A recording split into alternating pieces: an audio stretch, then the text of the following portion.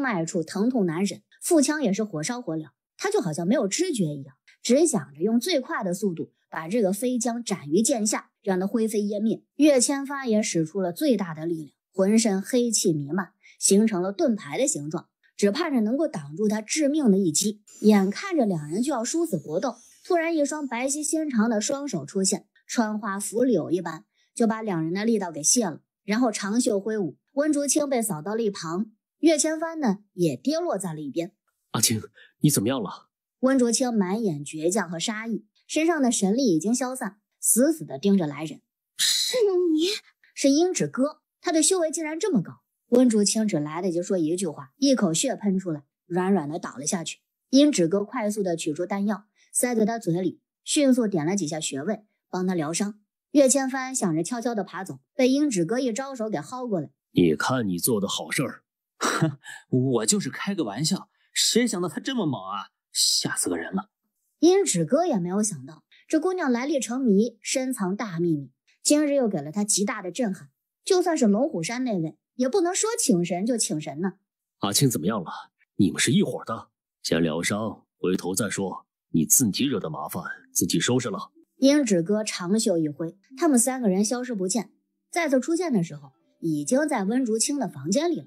梁正元把他给放好，呼吸微弱，像是一个易碎的娃娃一样。他暂时没有性命之忧，不过想要养好也很难的，只有一样东西能救他。什么东西？哪怕上刀山下火海，梁正远都会救。人参精的肉，越快越好。明日我进山去寻找，你无需担心。多谢。你为何要帮我？不是帮你，是帮他。他是这个时代的艺术，改变了太多人的命轨。如果不是他，你们全家都会很惨。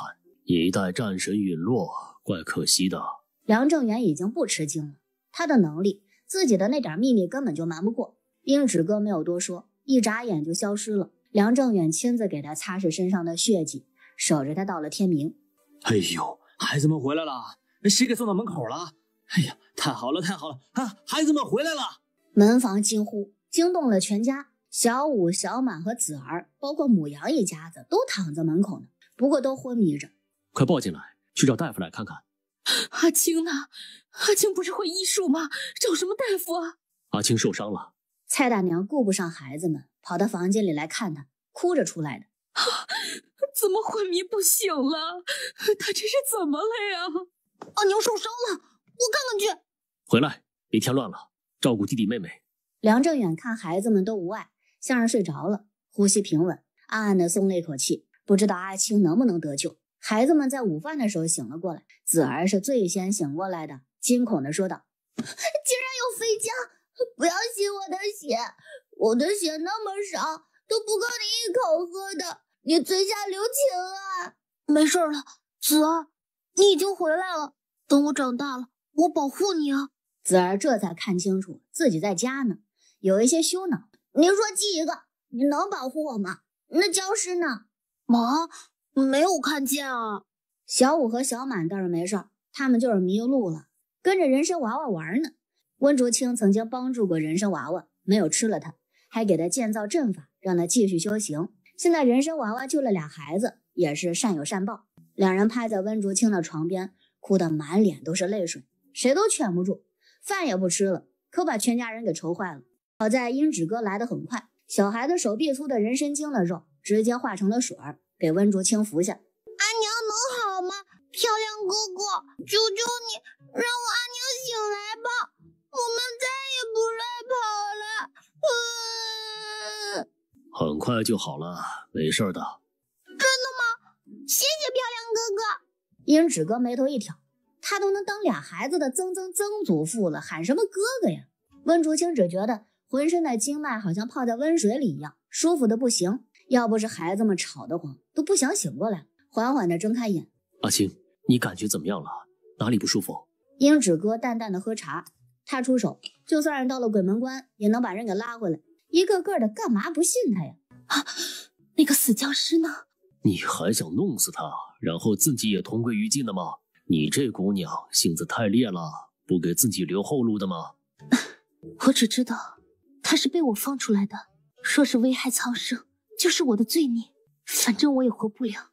为何不拉着他一起死？世间万物的存在自有它的道理，天道是无情的，也是有情的，给任何生灵一线机会。岳千帆不曾沾染血腥，阴差阳错才形成飞尸，这就是他的机缘。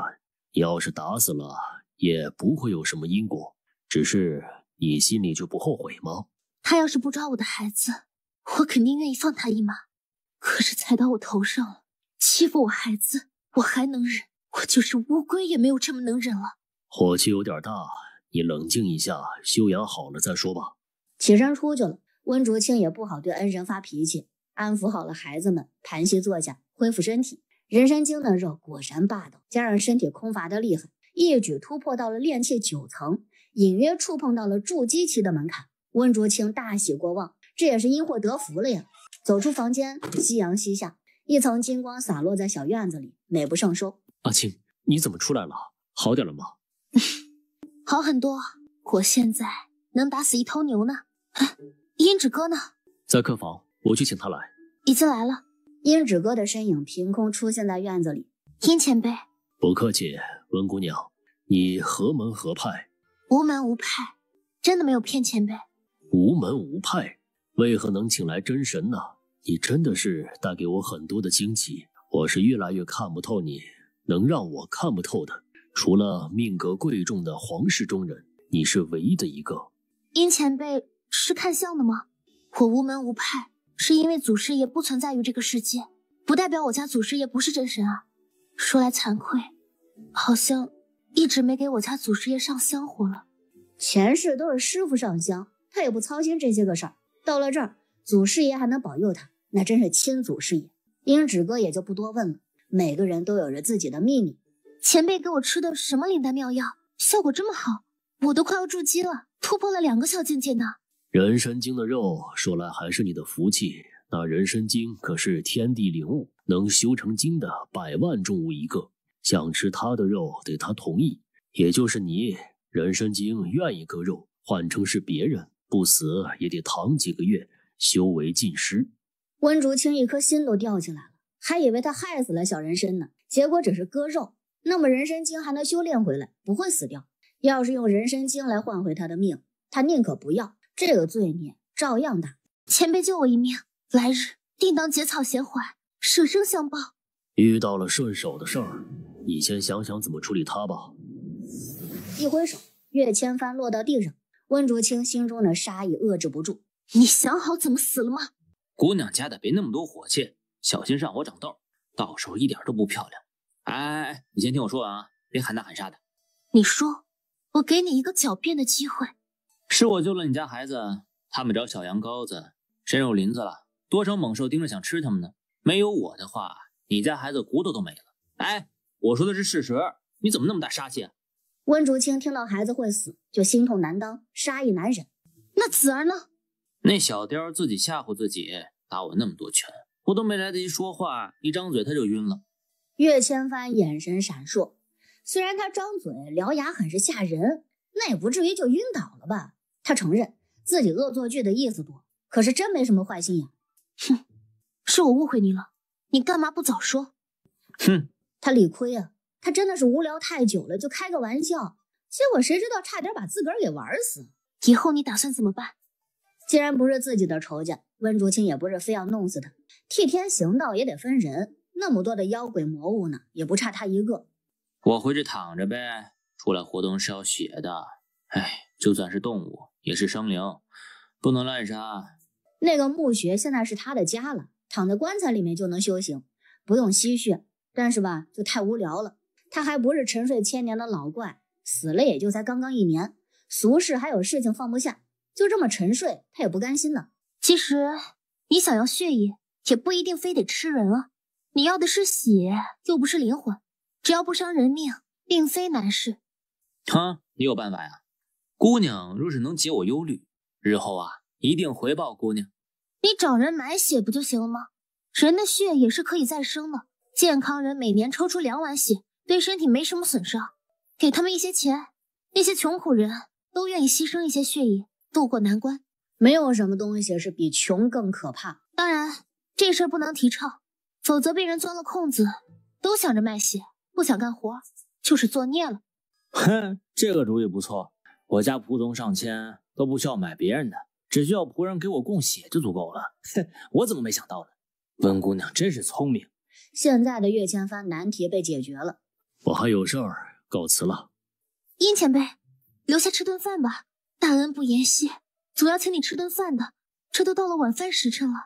温竹清是真心挽留，人家是实打实的救了自己。再说了，这么厉害的前辈，要是能够抱大腿，那就更好了。小五和小满跑过来，抱着温竹清满是依赖。阿娘醒了，我们再不乱跑了。阿娘别打屁屁。你们知错就好，罚你们1个月不许吃糖，长长记性。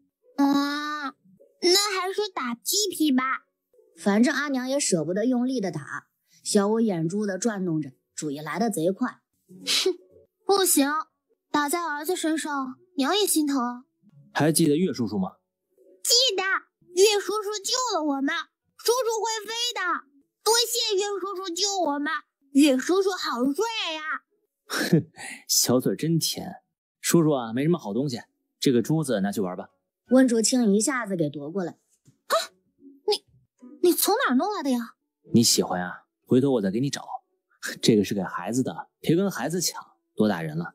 你老实说，这东西可不能给孩子玩，都是阴煞气，你想害死他们呀？啊，我从那个墓室里拿的呀。哎呦，忘了，陪葬品不吉利。哎呀，叔叔的错啊，回头给你们再挑好的礼物。鹰指哥也蹙眉，这东西藏着一股强大的能量，不是一般的夜明珠。你要是不介意的话，先给我保管，清理其中的阴煞气，还是挺不错的。好，辛苦殷前辈。温竹清交给他，鹰指哥取出了2个玉盒装起来。晚饭没吃，走的也十分的果断，一闪身就不见了。温竹清有一些怅然，还不知道殷前辈是何门何派，也没有留下联系方式。哼，忘了问了。你该不会是看上人家了吧？下次我帮你问问。你说说你，一个僵尸怎么这么八卦啊？冷冰冰的心，知道什么是喜欢吗？我那是对前辈的尊敬和崇拜，人家是来解决问题，你是来制造问题的。麻烦你不做人了，也请不要添乱，好不好啊？滚回你的墓地里修炼吧。下次遇到正道中人，可就没有我这么好说话了。我好心帮你分忧呢，哎呀，不领情。算了，我走了，这个哨子送你，遇到麻烦的时候吹它，我会来帮你的。骨头做的哨子，温竹清有一些嫌弃，勉强拿下。岳千帆也走了，院子里感觉都暖和了一些。阿青，我想跟你聊一聊。吃完饭聊呗，我饿死了。吃完了饭，打发孩子们洗漱睡觉，梁正元等在他的房间里，打算长聊。温竹清倒了茶，盘腿坐在蒲团上，巩固修为。说吧，想聊什么？多谢你为了救孩子们不惜牺牲自己，但是你答应我，下次不要再冒险了，好吗？修行本来就是很危险的事情，与人斗，与天斗，都是险中求胜，不冒险是不可能的。凡人还讲究富贵险中求呢，你说的我可能做不到。你就不在乎自己的命吗？我实话跟你讲吧，我这个人3弊5缺，缺的是命。我本来就活不长，或许是2年，或许是5年，反正就是活不长。要是想活着，老天越是会给你开玩笑，让你随时丢命。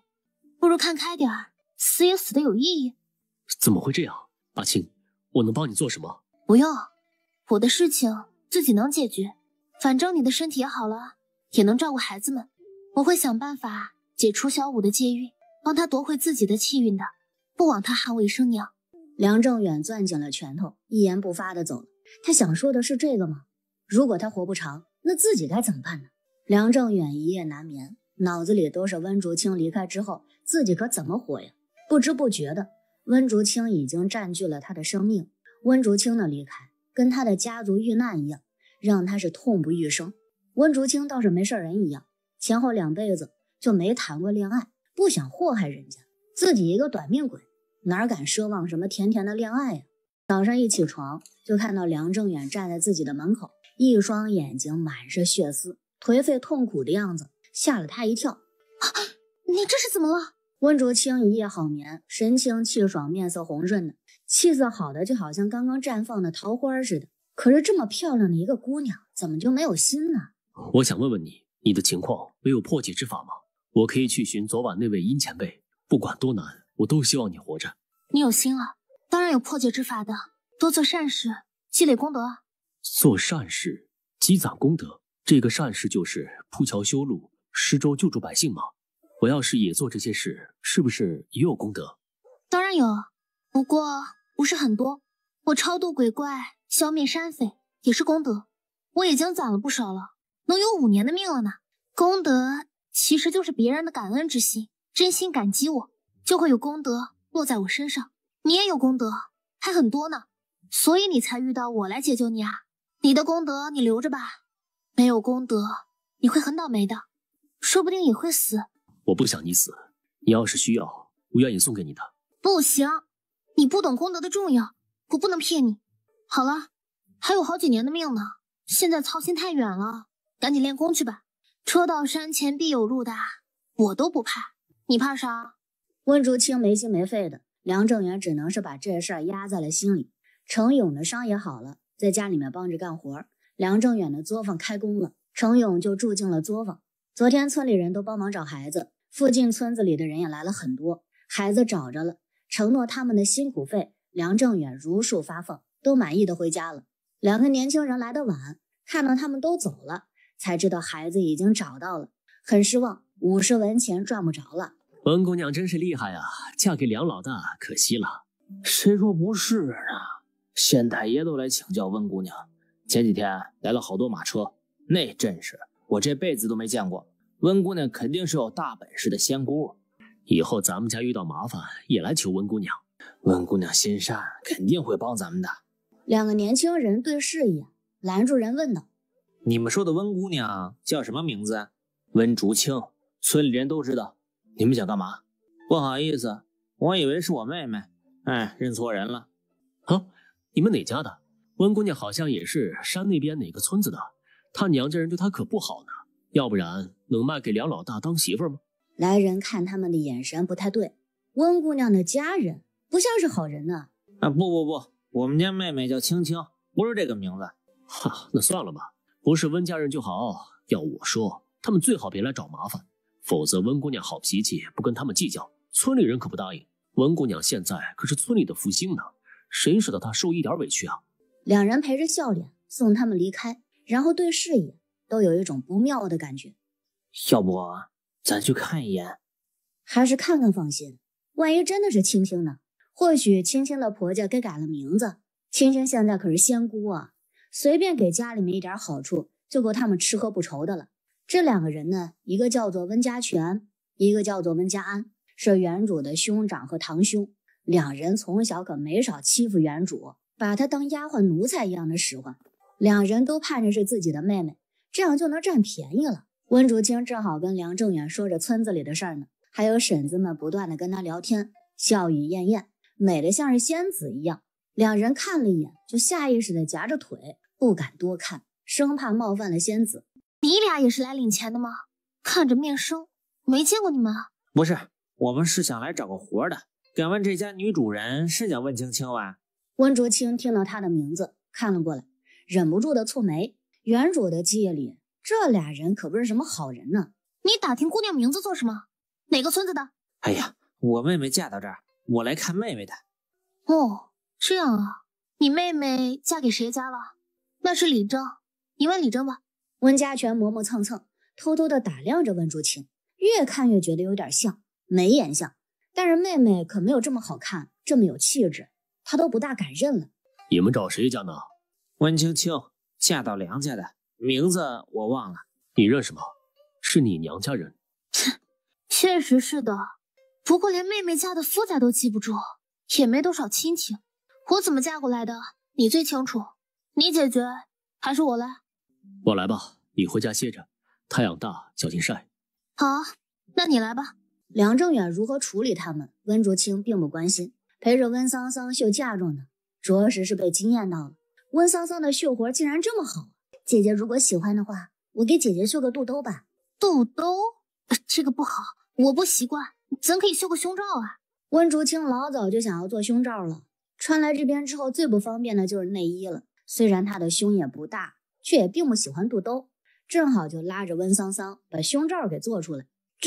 这么2块布能行吗？相信姐，肚兜那是孩子穿的，你怕凉了肚子盖着肚脐眼啊？这个胸罩才是咱们女人的专属。谁会穿这个样子？又不是楼子里的姐儿，取悦男人用的。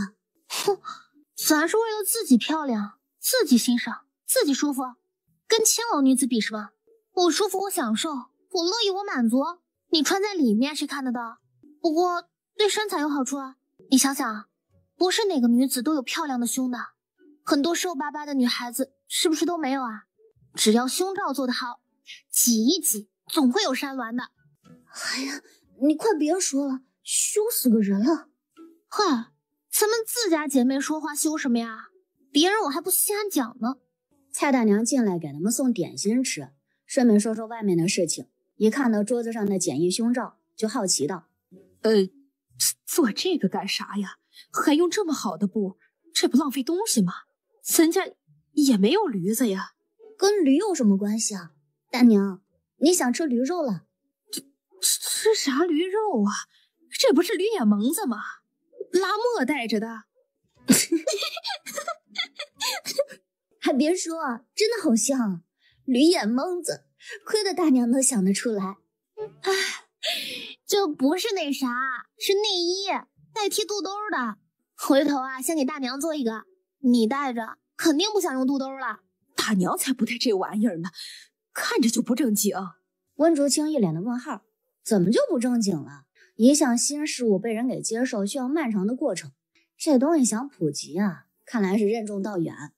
外面那俩人呐，还真是你娘家兄长呢，看着就不像是好人，姑爷给打发走了。我看他们那个意思啊，肯定不会就此放弃，还会回来的。来就来吧，不吃点苦头，不知道好歹。下次他们还来，让大娘帮你打发了。嫁出去的姑娘泼出去的水，看你现在有本事有钱，就想来沾光，忘了之前怎么对你的了。这事儿啊，还真不好处理，别搭理他们就好。他们要说天下无不是的父母，咱也没法子，人家不要脸，咱也不能跟他们拼着不要脸啊。豁出去我这张老脸，我也不能让他们欺负姑娘。唉，我这就去找老姐妹商量商量，别让他们恶心到你面前了。蔡大娘说着就出门，风风火火的，恨不得杀到温家去。大娘对姐姐可真好。是啊，大娘是把我当亲女儿了。唉，可惜啊，我要是早点遇到大娘，说不定能救了她女儿。你做的已经够好了，大娘现在过得很好，蔡姑娘泉下有知，也可以瞑目了。哼，那必须的。平静的日子过了2天，温家再次来人了。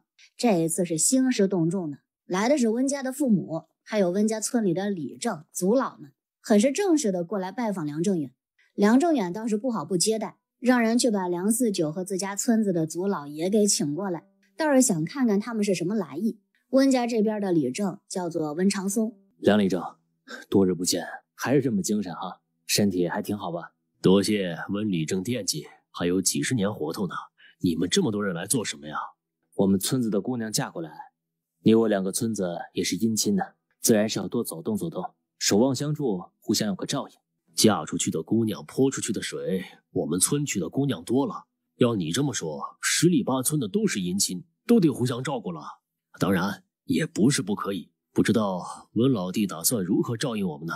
想走动也不是不行，只是你看着没啥诚意呀，哪有过来做客空着手来的呀？哎呀，就算是当父母的来看女儿，还有外孙外孙女儿，总得带几个鸡蛋点心的，也是个心意呀。梁里正一脸的讽刺，这个村子的人真是够小气的，只想着占便宜，不想付出，一样的无耻。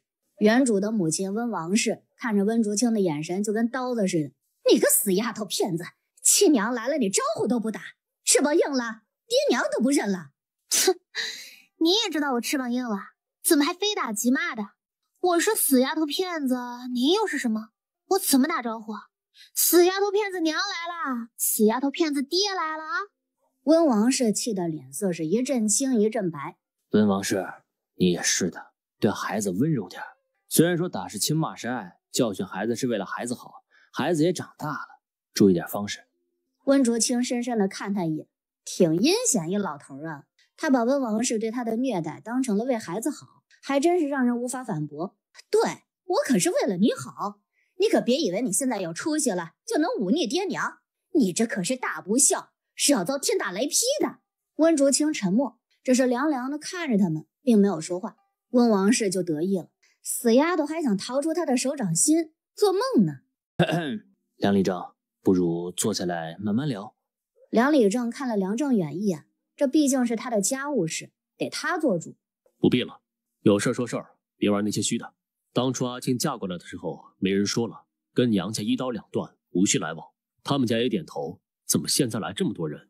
你可别乱讲啊，我们可没说，是媒人自个儿说的，我们可不承认。温王氏耍赖，一问三不知。不管有没有，不重要，说你们的来意。我们想女儿了，过来看看不行吗？看也看过了，阿青在我家过得很好，可以走了。温长松见打感情牌没用，恼恨温王氏糊涂不争气，现在不该哄着阿青对娘家有感情吗？怎么还像以前一样的打骂？可真是个蠢笨妇人。梁理正，阿青姑爷，大家都忙着呢，我也有话就直说了哈。阿青毕竟是我们村的姑娘，我们村想重新修建祠堂，重新选祖坟，想请阿青来帮忙点穴，找个好点的墓地，保佑全村的人。可以啊。你真的答应了？当然啊，送上门的买卖，为什么不答应？我点穴，起步1000两银子，看你们是娘家人，村子里也穷，打个折扣，500两给你们，很便宜了。你竟然敢要钱！哎，小点声，我还年轻，不聋啊！你个死丫头，赔钱货你！哎，你可别这么骂，你说我死丫头，这个我认了。毕竟啊，在你们那个家也活不长，但是赔钱货我可不认。不说我在家还没有灶台高就烧火做饭伺候全家，你就是用个丫鬟1个月还得给月例银子吧？就说我嫁了人的彩礼钱，可1文钱没有给我，甚至一身像样的衣服都没有，饱饭都没吃一顿，这钱哪儿去了？母亲啊，我喊你一声母亲，你要是有一点做人的良知，也该有自知之明的。我要是不收钱，你们不怕我点个死穴，让你们全村死光光的吗？你敢？不收钱，我就没义务为你们负责。点出什么穴跟我也没关系，所以我想点吉穴还是死穴，只看我心情好不好。不信你就试试。温竹清这么一说，温家村的人就都犯了嘀咕了，这事儿可马虎不得。阿青啊，你这要的也太多了，我们村穷，实在是拿不出来。那就别动祖坟，好好的迁坟做什么？还是村子里的祖坟，修祠堂什么的都要花钱的。你们村要是有人衣锦还乡，出这笔钱也还好，无病无灾，不建议你们折腾祖宗。好，我知道了，我们回去商量一下。阿青啊，你母亲见识少，重男轻女，对你不够好。不过谁家的女娃娃不都是这么过来的？能养活大就是恩情。你看多少女孩子生出来给溺死丢掉的，你啊也别怪在家里，都是穷闹的。哦，我该感谢他没有溺死我。你要是这么想，那我跟你讲，你们村子永远兴旺不起来，甚至可能会慢慢消散。自己孩子都能害死，禽兽不如的村子还想兴旺发达？哼，早点回家睡吧，梦里才有。众人的脸色都变了变，不说温家村了，就是自家村子也有溺死女婴的事儿。梁四九这心里面就想着，回头得给村子里的人说说了，可不能重男轻女，害死婴儿。阿青都不答应了，他们村好不容易得来的福报，可不能被个别的人给毁了。你个死丫头，你还敢诅咒我们村子？老娘没有你这样的女儿，什么福星啊，你就是个扫把星、灾星、没良心的小贱人！一连串的辱骂，梁正元脸色阴沉，恨不得打得他满地找牙。结果呢，他还没动手呢，一块泥巴就砸在他嘴上。谁砸我呀？没有看到人，温竹清倒是知道是梁书山那几个孩子干的，他们倒是机灵，砸了就躲起来了。你要骂人自己回家骂去，在我们村儿，泥巴只是轻的，下一次就是牛粪狗屎了。你要尝尝吗？梁书山佩服了，阿娘才是真的狠呢，这么臭的嘴巴，确实该吃牛粪。母羊的粑粑很多，可以用吗？我来吧，你们别冒头了，被人看到了，阿娘也不好做的。他已经练气入门了，可以移动简单的东西，用意念移动羊粪。温王氏的头上下起了羊粪雨，恶心的他直跳脚。哎呀，你个死丫头，你就不怕天打雷劈啊你？你敢这么对亲娘，老娘要告你不孝，跟你断绝关系。没有你这样的女儿，我看谁还敢来找你做事儿。真的要断绝关系啊？那感情好啊。父亲，你也是这么想的吗？阿青，你母亲说的对，天下呀没有不是的父母，你这么不孝真的是太不应该了。我就问你们要不要断绝父女关系，反正你们这样的父母我是孝顺不起来的。我在你们家16年没有吃过一顿饱饭，穿过一件干净衣服，甚至记忆里都没有一点开心的事，只有疲惫、饥饿、委屈、绝望、无助。天道有轮回，你们终究要自食恶果。温长松沉默，谁能想到温王氏做的这么过分？想断绝关系哪那么容易啊？我要到县里面告你不孝顺。嫁出去的女儿泼出去的水，你去皇宫告御状都不占理，谁家女儿孝顺娘家的？出嫁的女儿就是婆家的人了，婆家如果不点头，想回娘家都难。温王氏没办法，占不着便宜，那还留着这个不孝女做什么呀？断绝关系就断绝关系，今儿个谁不断，谁是狗娘养的？温竹清笑了，赶紧让梁理正写文书，让他们按手印，让天道承认。以后啊，他们就彻底的没关系了，他们就再也没有办法用父母的身份来绑架自己了。两人按了手印，闹得这么僵，温家村的人也没脸留下来蹭饭吃了，灰溜溜的就走了。送走了村里人，梁正远才有闲暇与他聊聊。你真的不在乎父母和你断绝关系吗？喂，你看我像是强颜欢笑的样子吗？我的人生分2部分，前16年是在温家，父母没有给我一点温暖和亲情，我为什么要留恋啊？又不是受虐体质，上赶着找虐待呢。温王氏倒是帮了我的忙，我要是想断绝关系，肯定会折损修为，甚至会遭天谴。毕竟孝顺乃是天意，违背天意对修行者来讲也是大忌。但他自己断绝，我就没有任何损失了，还要感谢他呢。还有这个说法，那这是好事啊。当然是好事啊。人呐，不要留恋不值得的感情，不管是亲情还是爱情，当断则断，日子过得开心点不好吗？这句话对梁正远的触动很大，日后呢给了他很大的帮助。既然是好事儿，就得庆祝一下。温竹清下厨，晚饭很是丰盛，孩子们都吃撑了，满院子的跑着玩。后来围着温竹清听故事，都是古代神话故事，夸父追日、精卫填海、嫦娥奔月，听的孩子们都很是向往。神仙好厉害啊！阿娘，嫦娥真的很美吗？月亮上住着白兔子吗？这个嘛，当然美了。嫦娥可是无数人的白月光呢，玉帝都喜欢。可惜啊，王母娘娘管得严，玉帝都不敢表露半分。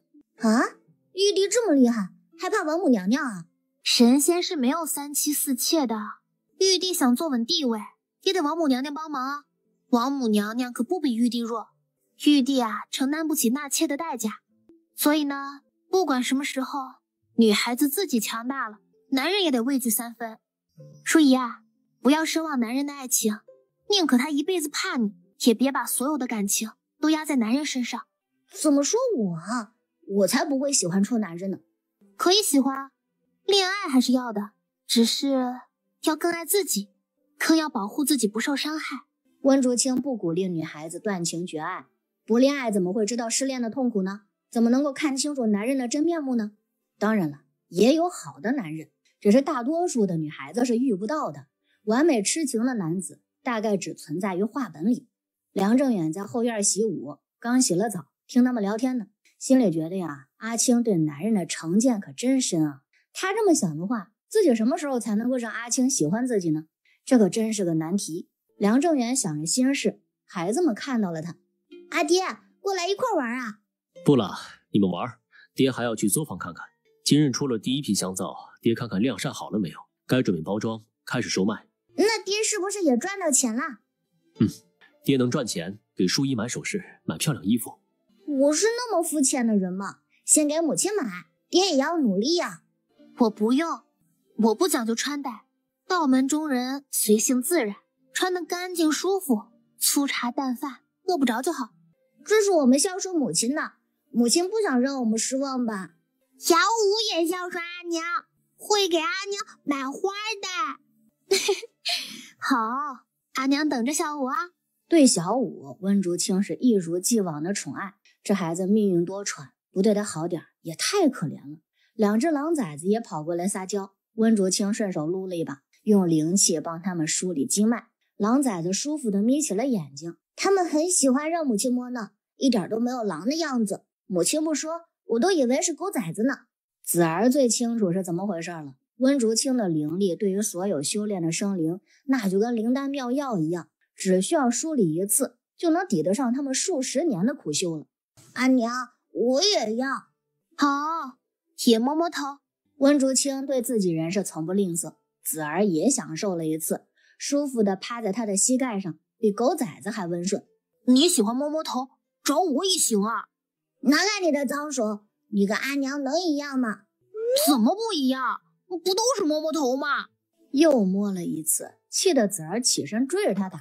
梁书山赶紧跑，一追一逃的，逗得大家笑得都肚子疼。院子里面热闹极了。温竹清很喜欢这样的气氛，前世都是师兄们宠着他，这一世呢是他宠着这些个孩子们，感觉也很是不错。被人需要也是一种幸福嘛。一夜好梦。第二天，梁正远拿着香皂的样品回来给他看，油皮纸包裹着，用草绳捆起来，闻着有着一股子淡淡的香味。阿青啊，你看看有什么需要改进的地方吗？包装太土了，谁知道做什么用的？画个美女在上面，洗洗头发，洗洗脸的模样，让人一眼就知道这是洗澡用的。这个草绳子也不要了，用胶水粘上，浆糊也行啊，要高大上，让人看着就买不起的那种。我让人安排，最快速度搞出来。还有没有？香味要多点，针对女性做出多种的香味来，什么桂花香啊、茉莉花香啊、玫瑰花橙子什么都可以做出来。香皂也可以分成很多种，洗头发专用的、洗澡专用的、洗衣服的，价格和香味都分开。这个事业你要想做好了，就得精致、多样化，不断创新。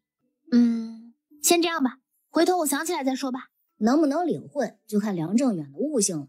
不过还有薛不凡呢，他肯定不会让梁正远办砸了。只是梁正远做的呀，比温竹清想的更好。新的产品再次送过来，温竹清看着那都已经跟前世那些都差不多了。不过他说的画美女并不合适，而是画了兰花、梅花等等的花花草草，更加的清新雅致。挺不错的，哪儿找来的画师啊？画的还挺好看的。准备定价多少？洗澡、洗头发、洗脸的200文，洗衣物的100文。之后会推出无香型的洗衣皂50文，走量，用最次的原料做，平常百姓也能用得起。你能这么想也挺好的，毕竟寻常百姓更多，有钱人还是比较少。就这么办吧。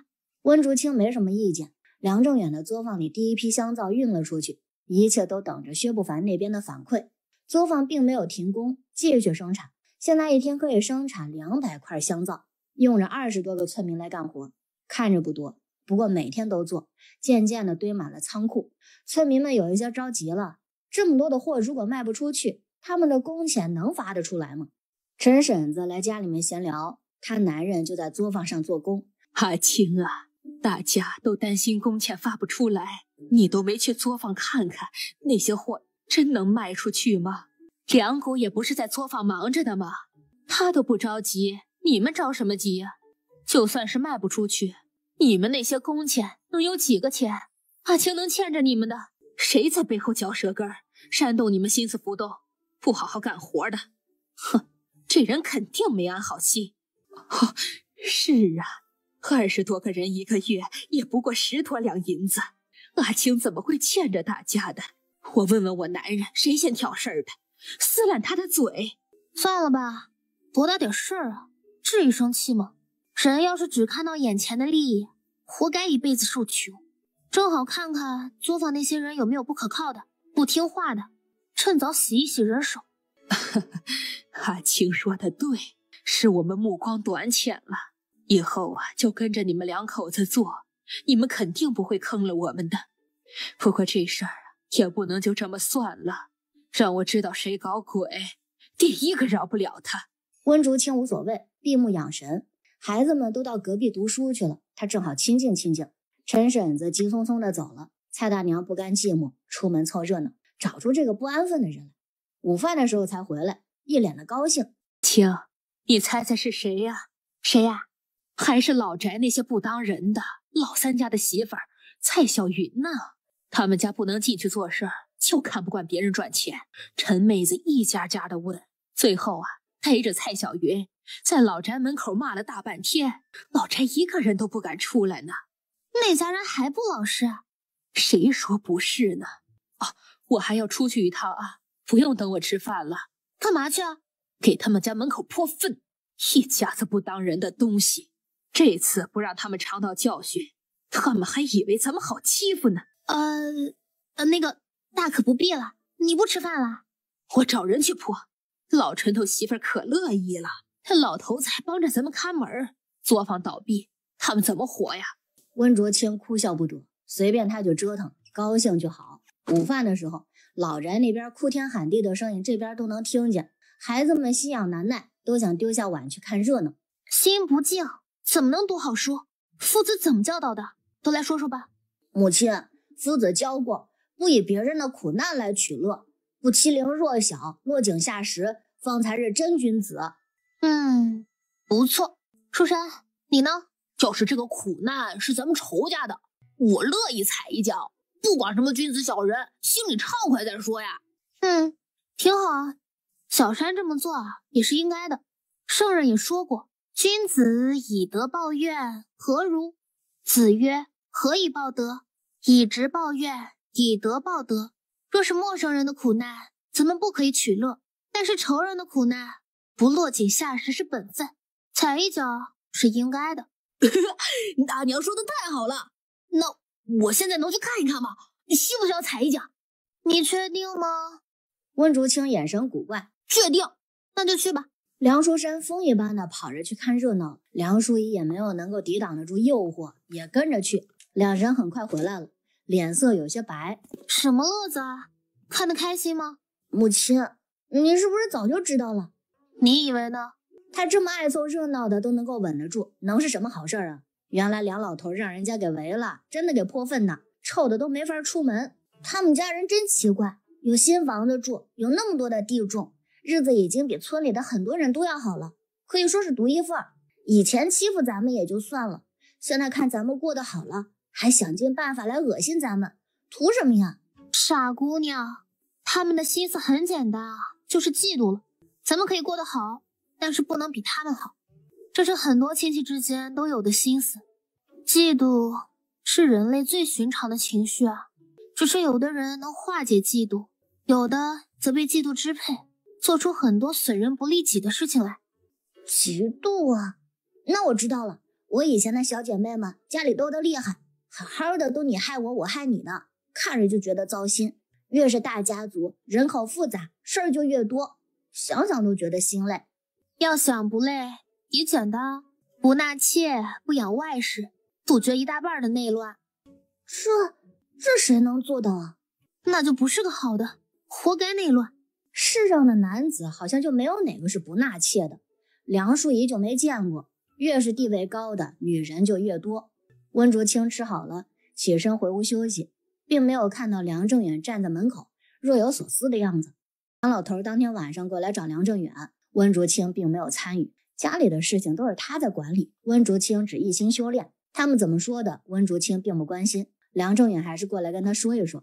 老詹那边说是蔡小云自己的意思，不是他们主使的，亲自来解释了，求咱们原谅呢。我也没有追究，也不是什么大事儿，女人碎嘴而已，反正咱也没把他们当一家人了。你要是生气的话，我让三弟妹来给你道歉。我无所谓啊，不在意的人自然不会生气了，犯不上。好。啊，薛少东家那边有没有消息传来？他不会卖，咱重新找人。好的产品也需要好的销售啊。消息走得慢，应该快了。有消息我第一时间跟你说。我感觉你屋子里的味道格外好闻，脑子格外清醒呢。不知道是不是错觉，忙活了一天，坐在这儿反而是不困了，神清气爽，思维敏捷。嗨，我这修炼呢，灵气多少有些意思啊。你没看俩狗崽子都愿意在我门口吗？这是蹭着我的灵气呢，你当然觉得舒服了。不仅是两只狼崽子，山羊也蹭着呢，不过是在房间的后面，没人见着。子儿也恢复了本体，躲在他的蒲团底下，修炼的最快。这个阿娘认的可不亏。梁正元眼神复杂，有一些渴望。他要是一直跟着阿青住在一起，身体是不是就可以恢复好了？还有事儿吗？没了，我走了。晚安。梁正元起身刚要离开，外面一阵凌乱的脚步声，两人对视一眼，神色变得凝重，一起出门来。竟然是几天不见的太监魏千燕。魏大人，大半夜的，您亲自来寒舍，所谓何事啊？哼，进屋说。温卓清撇嘴，你倒是不客气，真把这当成你自己家了。不过这么晚过来找自己，那肯定是棘手的事儿，一定得好好的宰他一顿。梁正远让蔡大娘倒了茶水，坐在温竹清的身边，满脸的警惕之色。我的人进山寻找逃犯，已经3天没有联系了。我知道你有本事，能帮我寻人吗？可以，1000两金，同样是寻人，老规矩。魏千燕也没墨迹，银票甩给他。温竹清让他撒铜钱，掐算卦象，眉头不由得蹙起。这个不是好卦象，人还活着，不过凶多吉少啊。温姑娘，这些下属都是跟着我出生入死走过来的，我不想放弃他们。能请你帮我救人吗？魏大人强人所难了。我家阿青是会有点道术，但是她毕竟是个女孩子，深山里多少危险，她怎么能去帮你救人呢？对别人是危险，但是对温姑娘就难说了。我可是知道的，温姑娘从山里打猎挖药材，没少赚钱。别人找不到的猎物，温姑娘信手拿来；别人挖不到的药材，温姑娘成筐成筐带出来。咱家今日求着姑娘，就看你给不给咱家面子了。我不给你面子，也得给银子面子。这件事也好说，我可以走一趟，能不能把人带出来，我不保证，价钱也不便宜的，1万两银子打底，人我带出来了，翻2倍。成交，什么时候去啊？我准备一些东西，明日一早去寻人。魏大人要是信得过我，不如一起。不行，我不能跟上面断了联系的，你自己去吧，我就住在你家了。温竹清深深地看了他一眼，死太监，住在自己家，怕是也有威胁的意思。家都是孩子，你住在这儿不合适，不如住李正家，或者祠堂那边。你们这么多人呢，我家可伺候不起啊。哼，也行，一家和一个村子没多大区别。温竹清蹙眉，这人就跟毒蛇一样，可不好打交道。那些人如果寻不回来，也得提防他报复自己。不打扰二位休息了，咱家去李正家坐坐。慢着，你今晚上住我这儿吧，别吓着李正叔了。这么多凶神恶煞的宦官，梁四九一家子不得吓个半死啊！魏千燕的嘴角露出得逞的笑意。温竹清亲自安顿他们，好在院子足够的大，客院也有所准备，正好够他们住了。你真的要帮他寻人吗？唉，不帮不行啊！这人你也看到了，阴险歹毒，什么事都做得出来。你放心，我会想法子解决他的。我不是这个意思，我是担心你。你听我讲，你在家里的事情也很多的，尤其是孩子们，不能落在他们手里，得想法子避开。他能想到的，魏千燕能想不到吗？一时间，温竹清也没什么好法子，一夜难眠，想着心事。好在熬一夜对他来说也不算什么，早起依旧是神清气爽。温姑娘早啊。魏大人早。温姑娘可有准备好上路了？哎呦，说什么上路啊？多晦气！你得说准备出门，好歹是伺候人的，怎么说话都不会吗？你又不是我主子，我在宫里伺候人还不够，好不容易爬到这个位置，就是为了不伺候人，你还指望我伺候你是吗？哼，我哪有那个福气呀？听说太监伺候人最是细心周到呢，比宫女做的都好，能见识一下开开眼都不错了，可享受不起。不说这个了，吃了饭我早点走，我家里人就拜托你照顾好。你要我照顾你家里人，确定吗？我不让你照顾，你就会走吗？哼，不会。他卑鄙也好，无耻也罢，就是用梁家人当人质，逼着温竹清尽心尽力的去救自己的兄弟们。蔡大娘准备好了瘦肉粥，还有葱油饼、酱肉包子等等早饭，很是丰盛。温竹清吃饱了好干活，魏千燕也不嫌弃，看他吃得香，跟着吃起来。温竹清放下了筷子，他也吃好了。梁正远沉默的过来，拿着他的行李，脸色臭得很。魏千燕坏心的笑起来。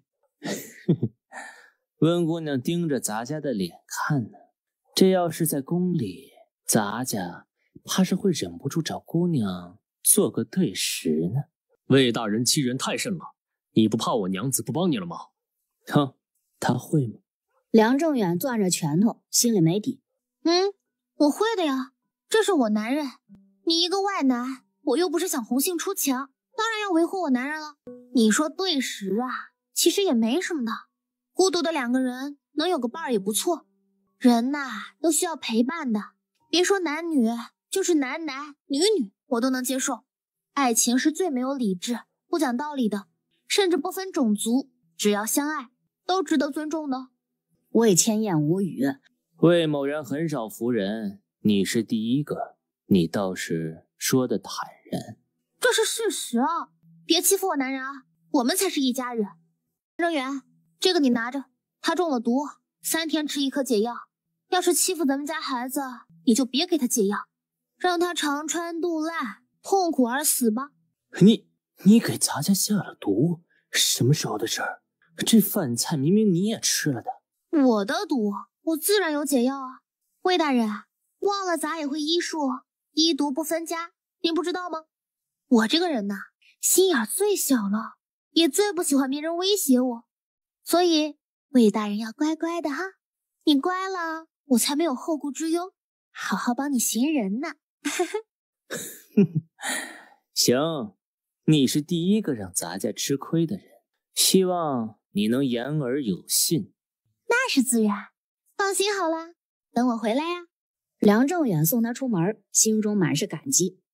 多谢你刚才维护我。我不是维护你，这是做人最基本的道德，我可不想被人骂。你在家也辛苦，他要是不老实，我房间还有毒药，直接毒死他们算了。我知道，要当心才是。温竹清摆了摆手，骑马离开。孩子们都在屋子里面哭成狗了。他们知道阿娘要出门，不想她离开，却是没有办法，不想面对分离，就装着没有睡醒。温竹清按照卦象的指示，纵马跑到了山脚下。比起自己村子附近的山，这里就多了很多的瘴气，看着阴森恐怖。来这种林子里抓人，没点本事也真敢进呢，真是不怕死。温竹清放开马儿，让他自个儿跑着吃草，徒步进了山。魏千燕的下属失踪了10个人，是分2批进山的，都没有回来。这一走就是大半天。温竹清的脚程快，已经到了林子的深处。路上偶尔看到有人活动的痕迹，说明没有追错地方。夜色渐渐的深了，找了一个平坦的地方生火，周围撒了药粉，蛇虫鼠蚁不敢进来。晚上就在这里休息一夜。荷包里面装着锅碗炊具，温竹清准备的很是齐全，熬了一锅米粥，肉饼烤热乎了，配上蔡大娘做的酱咸菜，一顿简单的晚饭，吃的却非常的舒服。一只1人高的棕熊摇摇晃晃的走过来，好奇的打量他。这只是一个刚刚开了灵智的棕熊，脑子都不带拐弯的，本能的觉得温竹清是个威胁，想赶走他。温竹清眯起了眼睛，盯着他的熊掌看。熊掌很肥美，熊胆能入药，熊皮价值连城呢，这不是送上门的宝贝吗？一巴掌拍出去，棕熊一屁股坐到地上，小脸迷茫。他好大的力气啊，等待他的却是无敌风火轮。1刻钟之后，棕熊双眼转着小星星，晕的都站不起来了。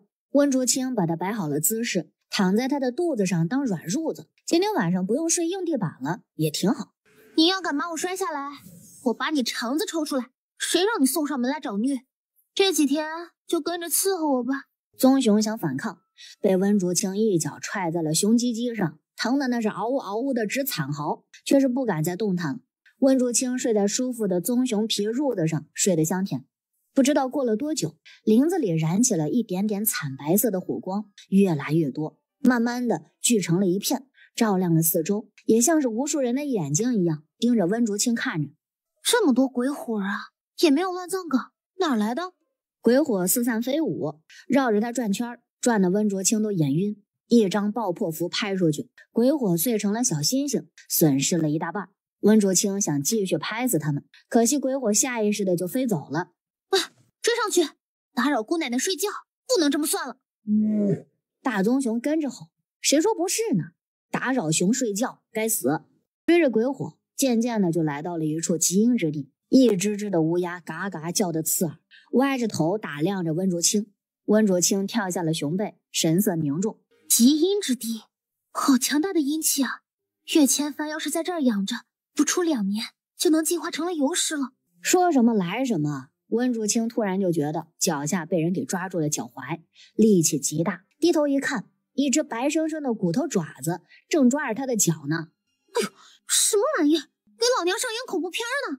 温竹清气得一跺脚，爪子是碎了，可也是捅了马蜂窝一样，一只只的爪子冒出来，把他给围住了，就好像是生撕了他一样。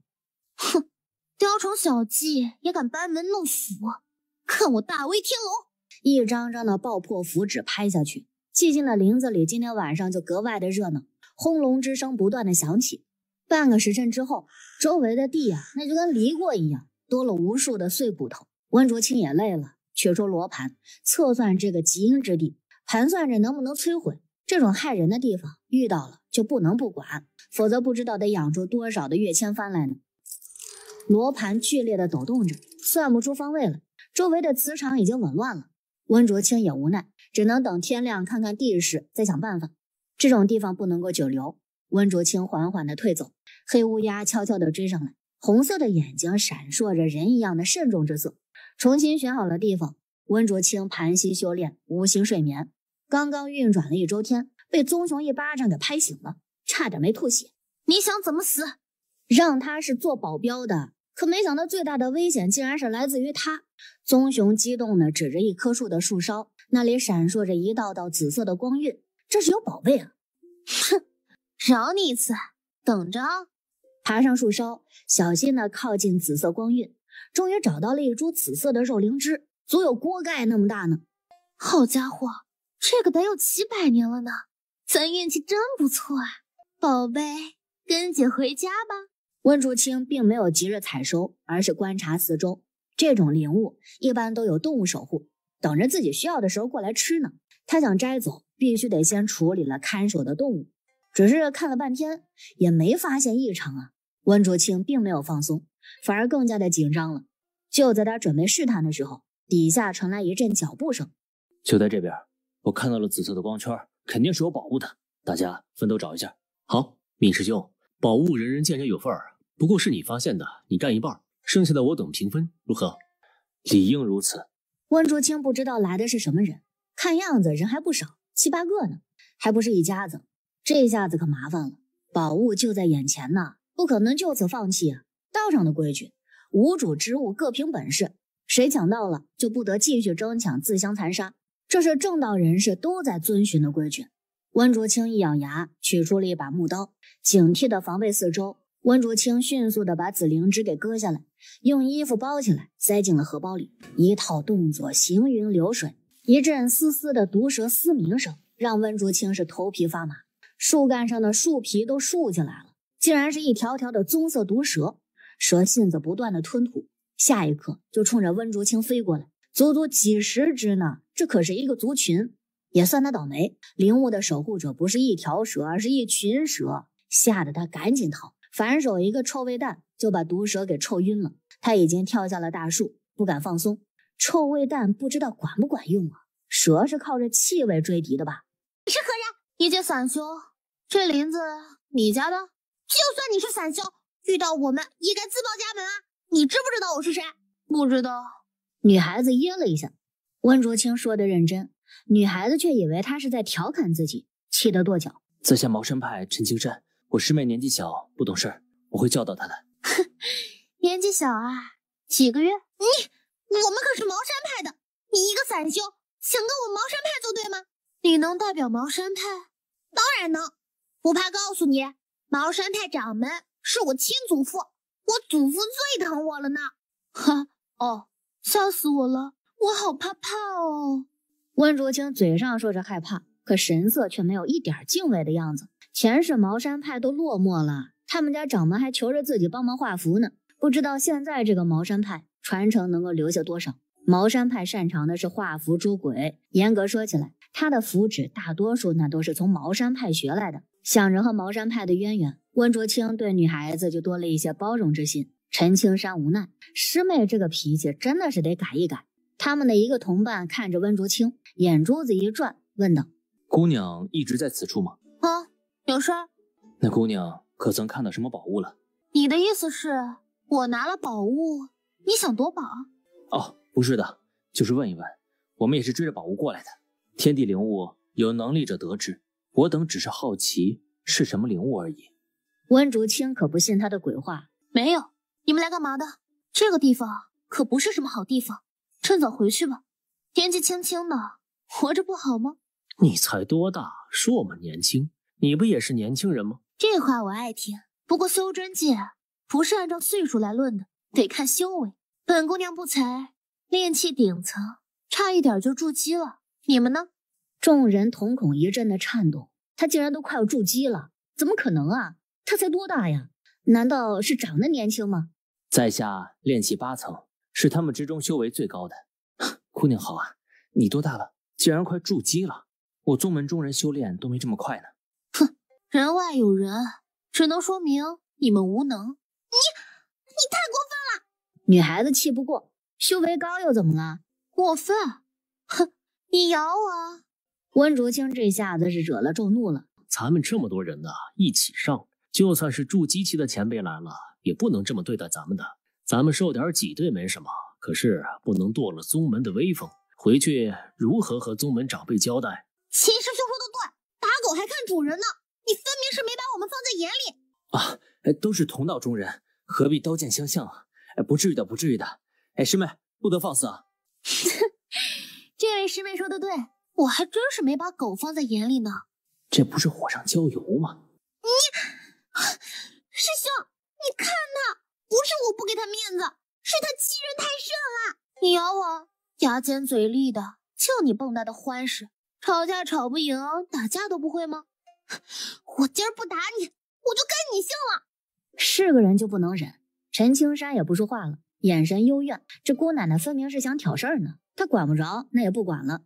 切，你这么丑又没脑子，你这样的好女儿我可要不起的。别跟我姓了，我嫌你埋汰。气死我了！我倒是看看你的身上有没有你嘴巴这么硬气。吴玉秀提着剑就冲上来，温竹清淡定地拍出了一张防御符，形成了一道无形的灵气罩，吴玉秀根本就无法近身。这是什么符纸？好大的威力啊！防御符，上品防御符，我们门派里也只有长老能画出来，暴殄天物的，这么珍贵的防御符就这么用了。他不讲武德，哪有还没动手呢就先拍符纸的呀？他不想承认自己是嫉妒了。温竹清都懒得理他们，盘膝坐好，打坐恢复灵力。那些个变色蛇还没有杀完呢，就让这些菜鸟们知道厉害吧。吴玉秀咽不下这口气，不收拾他，自己都能有心魔了。在义气上，只要能打破他的乌龟壳，算我吴玉秀欠了大家一个人情。温竹清看白痴一样的白了他一眼，继续打坐。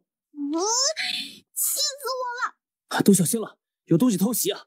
一群人瞬间就乱起来了。变色蛇在夜里面几乎就看不到行踪，数量极多，根本就应付不过来。好在宗门给的宝贝多，这些蛇虽然厉害，各种法宝无差别攻击之下，倒是没有人受伤，纷纷松了一口气。温竹清却猛然起身，来了，什么来了？吴玉秀话音刚落，就吓得变成尖叫鸡了。一条足有他大腿那么粗的变色蛇突兀地出现在他的面前。别咬我呀！噗的一下，一口毒液就喷射出来。吴玉秀觉得自己必死无疑的时候，被温竹清拉进了防御圈子，毒液喷射在了防御罩上，把他给吓得差点没尿了裤子，直接就哭了出来。我要回去找爷爷。温竹清都无语了，其他的人也是自顾不暇，被大蛇追的是四处乱跑，吱哇乱叫，打破了林子的安宁。你快救人啊！凭什么？我错了，我和你道歉，你救救我师兄，我给你保护行吗？好嘞，早这么说。温竹清把陈青山给拉了进来，其他的人纷纷道：我们也给保护。这个他喜欢，把人都给拉了进来。防御圈里面就挤成了沙丁鱼罐头，大蛇气得使劲地撞击灵气罩，每一次都发出了巨大的声响。看着灵气一层层的变薄，众人的心都提到了嗓子眼上。姑娘，这个防御符失效了怎么办？能顶多久？2半呗。我的宝贝呢？别想赖账啊！不是，我们还没有脱险呢。这个大蛇不死，我们就不安全啊。那是另外的价钱。这是我的剑，名曰青霜，请姑娘斩杀恶蛇。其他人也纷纷取出了自己的宝贝，有法器，有丹药，还有一件防御的法衣。温竹清吸溜了哈喇子，不愧是有门派的宝贝疙瘩，随便一样宝贝都让他眼馋。哇，你快点，他快进来了！怕什么？温竹清又拍了一张防御符，原本要碎裂的防御圈再次固若金汤。大蛇和里面的人都惊呆了，你是人吗？大蛇费尽力气的终于要破圈啊！你又来一遍。圈子里的人则想着啊，这姑娘财大气粗啊，防御符不要钱的吗？大蛇，你我无冤无仇，你要是识相，赶紧滚！念你修行不易，我不想多造杀你。温竹清是心中有愧，人家守护的紫灵芝被他给收走了，还要斩尽杀绝，那好像也不太地道。姑娘，别放他走了，毒牙、蛇皮、蛇筋、蛇胆都是很值钱的。我们付出这么多东西，不是让你赶他走，是彻底斩杀这个隐患。你可别做烂好人啊！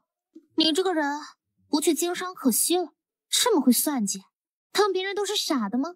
我早说过，这些宝贝是庇护你们的费用，不代表我就供你们驱使。你的意思，我把蛇给杀了，蛇身上的宝贝还得归你们，脸咋这么大呢？秦师兄，这位姑娘说的有理，大蛇不好杀，咱们这么多人都对付不了，怎么能让人家冒险呢？哼，我看姑娘才是会算计。我们付出了这么多，只是为了一时的安宁吗？那也太亏了。姑娘才是真的精明。谁会做赔本买卖呢？不过我保证，在山上这段日子，大蛇赶来对付你们，我负责你们的安全。哼，这还差不多。温竹清不理齐无会，盯着大蛇道：你听不听我的话？非要不死不休，我也不会手下留情。你这等妖物，我辈修行中人，人人得而疏之，杀了也有功德，别不识好歹。大蛇深深地看他一眼，转身走了。温竹清松了一口气，前世不管是灵物还是妖物都已经很少见了，现在见到一个都不忍心下手，更别说自己还理亏了。好了，危险解除。温竹清撤了防御符。你这防御符哪来的？卖不卖？陈青山觉得丢脸，自家没有吗？传出去好像茅山派的符纸不行似的，掌门高低得大义灭亲了。温竹清替茅山派掌门都愁得慌，不过这么一说呀，对他的厌恶倒是少了几分，就是一个没有经历过社会毒打的傻白甜而已。你想买？不了，我就问问。我觉得买回去，我爷爷能打死我。那是必须的。我要是你爷爷，也得打死你。俩人还唠起来了。陈青山已经放弃拯救师妹了，累得找了一个地方盘膝坐下，打坐休息。你们来这儿做什么呢？这么晚了还出来晃，不怕被什么山精野兽给吃掉啊？我们宗门收到百姓委托来寻找失踪人口的，最后查到这里了，只是还没什么线索。你呢？你一个人都敢来这儿，才是不怕死呢。咱们的目的一样，我也是来找人的。前面可是极阴之地啊，怕是会有僵尸，你不怕的吗？僵尸啊，好看吗？温竹清已经被他给打败了。好看，非常好看。我叫吴玉秀，你呢？你多大？温竹清并不想和他接触太多，怕被传染了傻气，奈何他太过热情。我姓温，16岁了。真的16岁，不是60岁。我看你啊，很有大将之风，沉着冷静，还以为你是老前辈，只是长得年轻呢。我可谢谢你夸我了啊，我那是自信，好不好？那是我师兄陈青山，你认识了？这位是青云门的秦无悔秦师兄，那位是七秀门的师姐纳兰佳。温竹清听完他的介绍，众人都礼貌的点点头，打了一个招呼。天下有多少宗门？我对宗门还不太了解，你跟我讲讲呗。好呀，天下有5门7派，大家同气连枝，斩妖除魔，维护世俗的安宁。除此之外，还有隐士家族，这个就很多了，我也不知道有多少，大多不参与世俗之事。还有最厉害的龙虎山张氏家族，和各大门派关系都不错。朝廷的青天节就是张家担任，张家和朝廷合作紧密。我们门派有门规，不许和世俗中人联姻通婚的，否则废除修为，逐出门派。所以和龙虎山联系不多，除非有大事啊。再就是佛门，最是虚伪了，我不太喜欢佛门中人。哼，我也不喜欢，断情绝爱，好像自己不是人生出来的一样，太不讲人情了。温姐姐说的太对了，我这么说，爷爷还训斥我呢，本来就是事实啊。女人有了共同讨厌的人或者东西，这友谊啊就来的是莫名其妙。温竹清和吴玉秀前一刻还针锋相对呢，下一刻那就好像是多年未见的亲姐妹啊，异父异母的那种。陈青山都傻了。所以说吧，女人呢真就是这个世界上最难琢磨的动物了。两人聊得热闹，不知不觉的就到了子时，气氛也更加的阴冷。今日是15，阴日又是极阴之地，怕是会有东西出来，大家小心了。众人警惕，一颗心都提了起来。吱吱嘎嘎的声音响起来，温竹清示意大家蹲下来，藏到了灌木丛的后面，盯着极阴之地。一个个动作僵硬的人爬了出来。僵尸吗？嘘！温竹清捂住了吴玉秀的嘴。僵尸嗅觉敏锐，最喜欢活人的气息了。被发现了，他们都得玩完。好在僵尸都忙着爬出来，没有发现他们。僵尸们聚集在洼地，齐齐伸出了双手，一股股看不见的阴气被他们吸收，一个个都露出了享受之色。吴玉秀紧张的膀胱发紧，今儿晚上可真是刺激。秦无悔眼神闪烁，目光落在了温竹清的身上，拉了一下身边的人，慢慢的后退几步，万一有危险，让温竹清先挡上一步。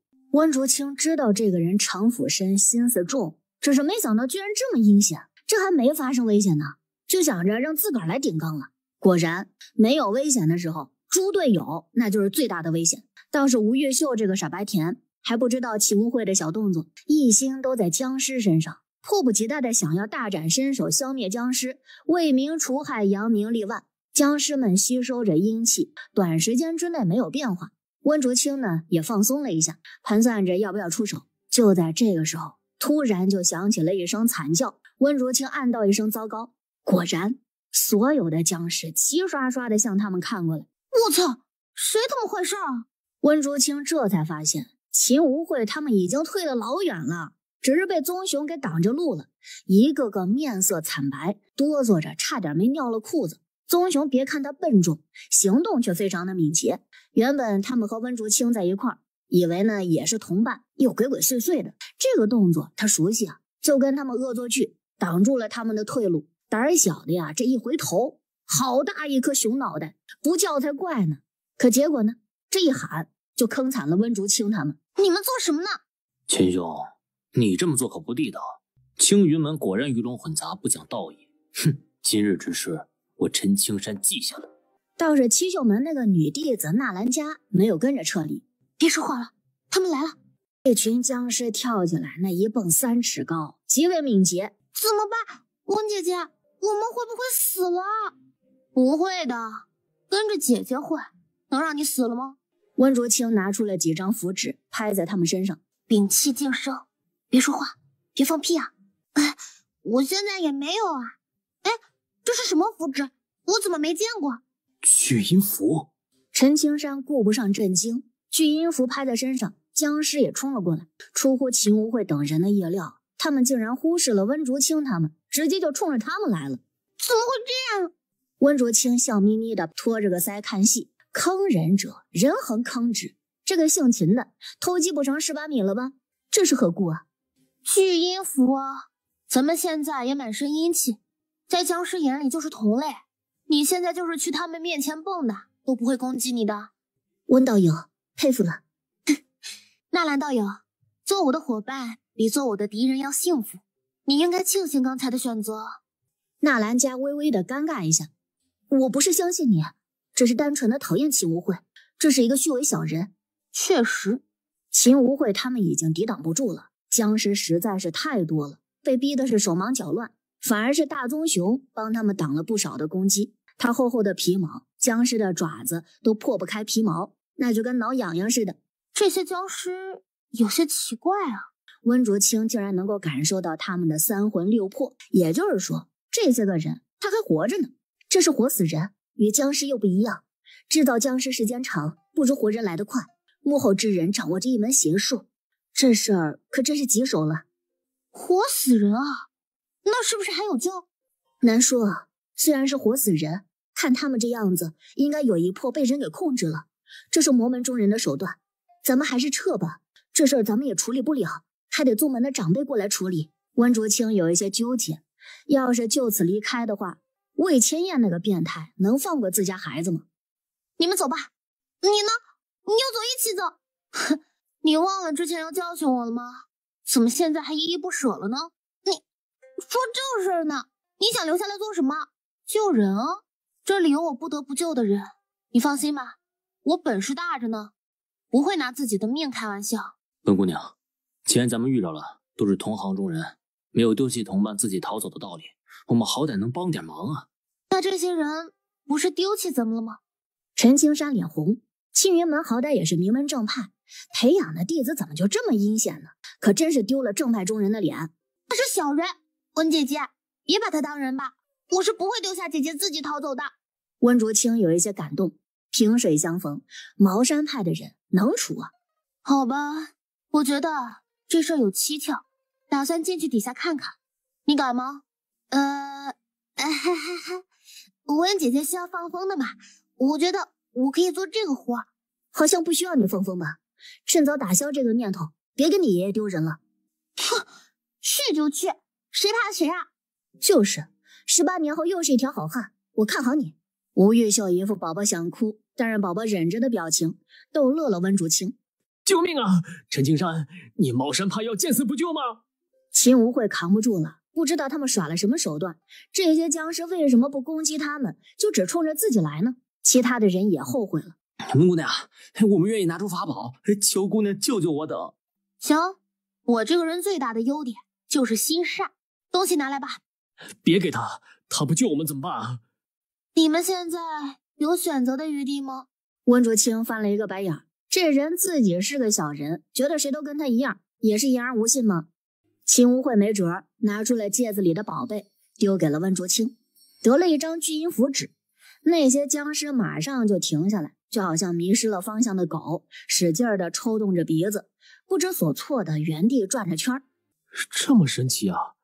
众人松了一口气，对温竹清多了敬佩之色，再也不敢轻视他是一个散修了。多谢温道友。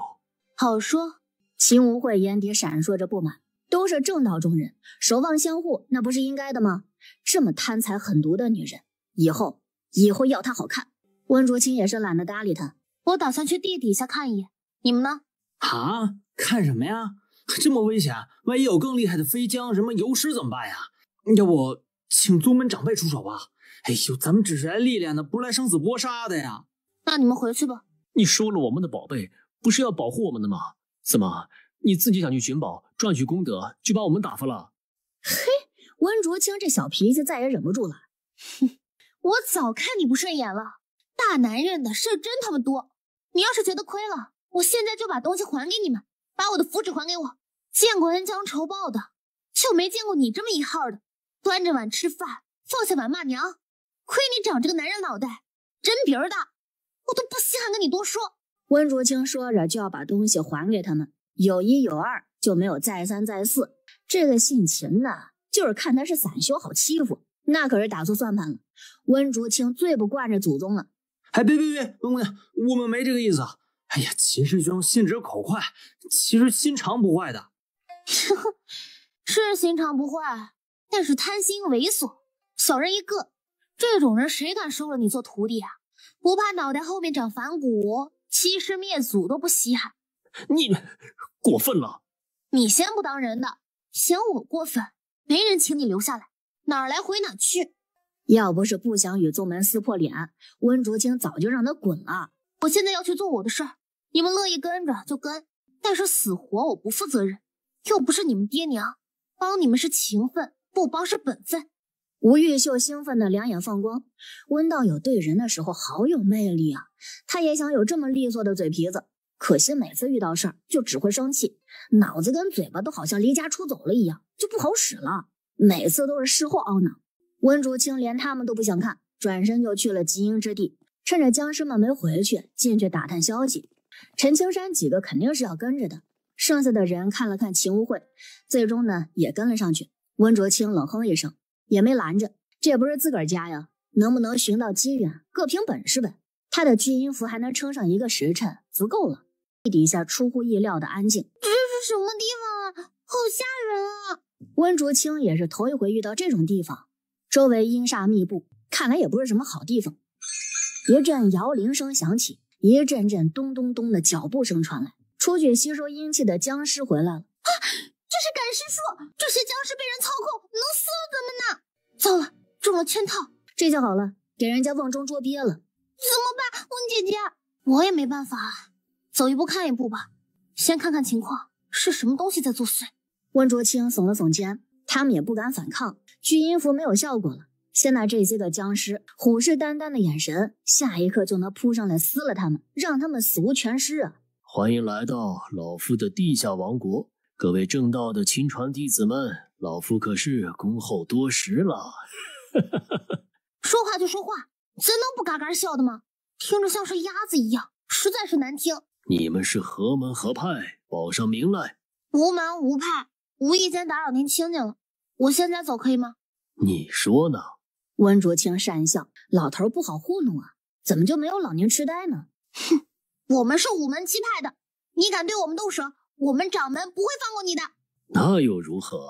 是你们送上门来的，老夫也没请你们来。小丫头长得不错，肯定很美味。你是什么东西？哼，小丫头不知天高地厚，老夫当你爷爷都足够了，你还敢出言不逊，该打！哼，既然当爷爷了，就别跟小孩子一般计较。你到底想怎么样吧？弄这么多人炼制活尸，你不怕天道正法吗？老夫要是怕就不做了，这些人可没死呢，天道追不到老夫的身上。温竹清了然，他是打了一个擦边球，这些人严格来说呢还活着呢，只是缺了一魂，并没有罪孽产生，天道呢就察觉不到他作恶。这么说来，你还是怕天道的，不过是躲起来，追踪不到你身上而已。这个极阴之地也是你精心准备的吧？聪明，可惜啊，聪明的脑子活不长的。女娃娃，老夫看你长得不错，让你做个验尸伺候老夫了。敢问您这么大年纪还能行吗？还验尸呢？老不死的老不休，亏你有脸说出口。哼，你会知道老夫的厉害的。一伸手，温竹清不受控制的就被他给吸了过去，脖子被他给掐住了。今儿就拿你开开荤。放开温姐姐！吴玉秀第一个冲上去，陈青山也咬牙跟上。老头一挥袖子，把他们给打飞出去。幸好是有防护符，这才没有受伤。老魔头，有种你就报上名号来。老夫久不在世间行走，怕是你们都不知道老夫的名号。老夫张梦江。是你啊，湘西赶尸门的叛徒。哼，是那些老东西尸骨不化。若是按照我的想法来修炼，赶尸门现在已经走出湘西，占据修真界的一席之地了。哪会窝在小小的湘西被人瞧不起呢？你们能放下我再聊的吗？老头的手掌力气太大了，挣脱不开，挣扎了一会儿，手掌落在黄金座椅上。温卓清下意识地运转灵气，把黄金座椅给收进了空间荷包里。釜底抽薪呐，老头一个不稳就摔了下去，温卓清也被摔到了地上。温姐姐，你这么喜欢黄金啊？姐就是这么庸俗，就喜欢这种俗物，没控制住啊！嗨，温卓清脸上微微一红，这都生死关头了，还顾着抢黄金呢，他这形象算是彻底的破灭了。哼，找死！温卓清再也不会上当了，爆破服不要钱一样的拍出去，头也不回的就往外逃去。快跟上！爆破服阻挡不了多久，顶多是斩查的功夫，他们能逃多远算多远，希望能够找到出路。慌不择路的进入了一个山洞，也不知道通往了哪里。这里是什么地方啊？怎么会不会死在这儿？长老们还不来救我们的吗？温卓清突然停下来，他们差点就跟叠罗汉一样的撞成一堆。怎么了？没有路了啊？那不是死定了？你们师兄就没有给什么防身的宝贝吗？不能放心让你们傻乎乎的出来闯荡的。众人眼神闪烁，温卓清冷笑，就知道他们藏着一手呢。他也不慌了，盘膝坐下，调息灵力，等着张梦江追过来。我师尊赐下一道分身，待会儿我来阻挡他。我爷爷也给了一道。辛奇娜，你呢？你可是青云门大长老的亲孙子，你爷爷肯定给你宝贝了，该你出力了。温姐姐已经很尽力了。温卓清看了他一眼，原来是会投胎呀，要不然这种小人几辈子都进不去这样的正派宗门。秦无悔拿了一个锤子出来，温卓清这脑子里面就不由自主地想起了一首歌：惊雷，这通天修为，天塌地陷紫金锤。这是紫电锤，对付邪祟最是有效。我可是把保命的东西都拿出来了，你们也别藏私了。于是一个个的都拿出了好些宝贝来。你们真是不要脸啊！逼着温姐姐帮你们，合着一个个都藏着一手呢。亏我把你们真心当道友了。那是师妹你太单纯了，除了亲生父母，谁会对你掏心掏肺啊？以后可长点心吧。温卓清都想对他竖起大拇指，陈师兄说的太对了。来了，哼，吃我一锤！秦无悔他又行了，一锤砸下去，道道紫电闪烁，一道惨叫声响起来。邪魔歪道，今日我替天行道了。又是一锤子砸下来，张梦江及时的闪开。小子，这锤子是不错，可惜你不是雷灵根，修为又弱，发挥不出锤子的一成威力。老夫倒是看看你能砸几次。秦无悔脸色阴沉，不敢再轻举妄动了。这一锤子下去，1/3的灵力都被吸走了。多来几次，不用打，他自己就先耗干了灵力，变成个废人。陈青山无奈放出了师尊的分身，请师尊助我。一道儒雅飘逸的青衫男子出现。张梦江，是你？你竟然没有死！嘿嘿，你巴不得老夫死了呢，可老夫偏就不死。老夫还堕入魔道，假以时日，老夫定会修成魔皇，把你们这些正道伪君子全部魔化，来做我的奴才吧。哼，当年你师尊求情，让你保留权势，没想到你非但不珍惜，反而还自甘堕落。今日本座就让你魂飞魄散。来者乃是茅山派的大长老顾怀章，也就是陈青山的师傅。